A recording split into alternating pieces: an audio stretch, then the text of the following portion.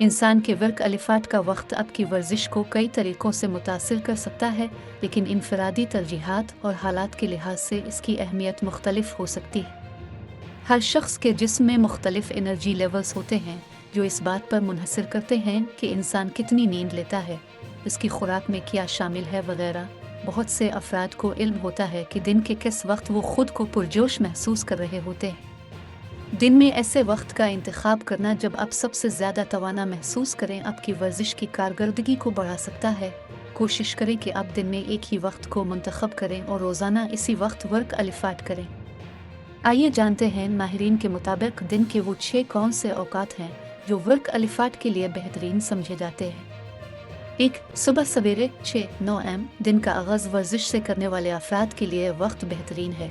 इस वक्त वर्क अलिफाट करने से न सिर्फ मेटाबॉलिज्म बेहतर होता है बल्कि पूरे दिन के लिए तवानाई मिलती है और इस वक्त वर्जिश से वज़न में कमी का ज़्यादा इम्कान होते हैं। 2. सुबह 10-11 am वक्त इन लोगों के लिए अच्छा है जो ज़रा देर से दिन की शुरुआत करना पसंद करते हैं। ये वर्क अलिफाट करने का बेहतरीन वक्त तस्वुर किया जाता है।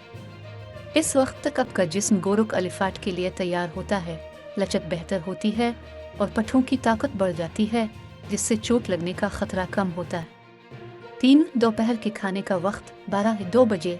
कुछ लोग अपने लंच ब्रेक के दौरान वर्जिश करना आसान और बेहतर समझते हैं।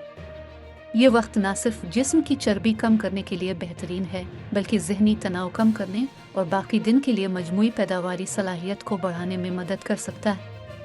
4. दोपहर 3-5 PM यह वक्त भी वर्क अलिफाट करने के लिए बेहतरीन है। अगर आप अपना वर्क अलिफाट 3 बजे शुरू करने वाले हैं तो कोशिश करें दोपहर का खाना 2 बजे खा लें। वर्क अलिफाट और खाने के दरमियान 1 घंटे का वक्फा होना लाजमी है। 5. शाम 5-7 बजे का वक्त बहुत से लोग शाम में वर्जिश करना अच्छा समझते हैं। काम से फारिग रहकर अपने दिमाग को पुरसुकून रखने के लिए वक्त बेहतर होता है। 6 के रात 7-10 PM यह वक्त इन लोगों के लिए है जो सोने के वक्त के करीब वर्जिश को तरजीह देते हैं।